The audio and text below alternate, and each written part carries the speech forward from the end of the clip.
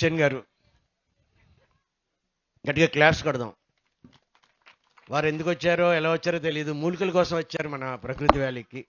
ఒక 5-6 సంవత్సరాల క్రితం ఈ ప్రాంతంలో మూలికలు దొరుకుతాయని మన పిరమిడ్ మాస్టర్ ఎవరో ఫోన్ చేసి, డాక్టర్ హుసేన్ గారు ఈయన సిద్ధ వైద్యులు అని. వారు వచ్చి ఎప్పుడూ ఇక్కడ ఏదో ఒకటి చేసి వెళ్తారు. ఆయన నిన్న హోమం జరుగుతుంటే ఆయన కంటినీరు వస్తుంది. ఆయనకు ఒక తపన ఉంది, ప్రకృతి వ్యాలీ బాగుండాలి, ముఖ్యంగా జగపతిరాజు బాగుండాలనే తపన. మరి ఆయన వచ్చి ఇంత పని చేయించడం, ప్రతి సంవత్సరం ఎవరో ఒకరిని మహనీయుల్ని ఇక్కడ వచ్చి వారి ద్వారా ఆ కార్యక్రమాలు చేయించడము చాలా ఏం చెప్పాలి. ప్రతి సంవత్సరం మీరు రావాలి. సమ్మర్ క్యాంప్లో మళ్ళీ మీరు ఆ క్యాంప్లో కూడా మీరు పాల్గొని అందరికీ. ఆయన 3rd స్టేజ్ 4th స్టేజ్లో ఉన్న వాళ్ళు విజయనగరంలోనే క్యాన్సర్ ఆ మందుతో తగ్గింది.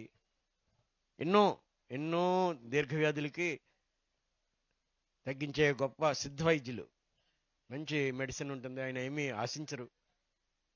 చాలా గొప్ప సేవ చేసే మహానుభావులు. వారికి ప్రత్యేకంగా ప్రణామాలు అర్పించుకుంటా వారిని సత్కరించుకుందాం. మీరు ముస్లిం అయినా పూరి జగన్నాథ స్వామిని దర్శించాలని వెళ్తే ఈయన ఉన్నారని తెలీదు. ఆ ఆలయంలో ఈయన ఒక్కరు ఉండిపోయారు, తలుపులు వేసేసారట. ఆ స్వామిని అలా దర్శిస్తూ ఉన్నారు. అప్పటి నుంచి ఆయనకి ట్రాన్స్ఫార్మ్ అయింది. ఎంతో స్పష్టంగా మన గ్రంథాలని, మన ధర్మాన్ని, భారతీయ ధర్మాన్ని, మన ధర్మం అంటే ఏంటి, హిందూ ధర్మం అంటే, హిందూ అంటే ఏంటి, హిందూ అంటే ఏదో ఆరాధనా పద్ధతులు కాదు. ఈ సనాతన ధర్మం, ధర్మభూమి ఇది. ఆ ధర్మాన్ని ఆచరించే వాళ్ళందరూ కూడా హిందువులే. అలాంటి ఆ ధర్మాన్ని ఆయన గౌరవిస్తా, ఆచరిస్తా, మనకి ప్రబోధిస్తా ఎన్ని విషయాలు ఉన్నాయో. కానీ ఆయన స్పీకర్ కాదు. మరి వచ్చే సంవత్సరంగానే ఆయన మాట్లాడాలని కోరుకుంటా వారిని సత్కరించుకుందాం.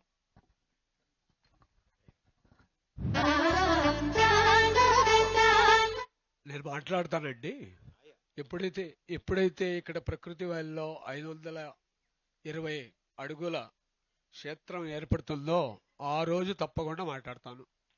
అప్పటి వరకు నాకు ఓర్పు ఉంటుంది, సహనం ఉంటుంది. రాజుగారి కోసం సేవ చేస్తూనే ఉంటాను. పెట్టండి.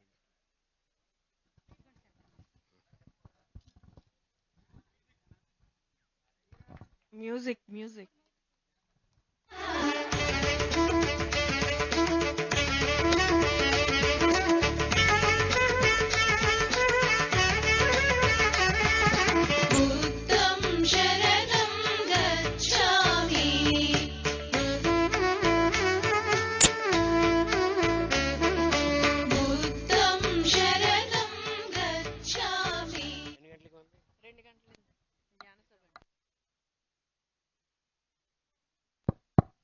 2 గంటలకి జ్ఞాన సభ. ఎగ్జాక్ట్ 2 గంటలకి మనందరం ఇక్కడ ఉందాం. తొందరగా భోజనం ముగించి కూర్చునే భోంచేస్తాం కాబట్టి అలాగే కూర్చుని మళ్ళీ ఇక్కడికి వచ్చి కూర్చోండి.โอเค థ్యాంక్ యూ.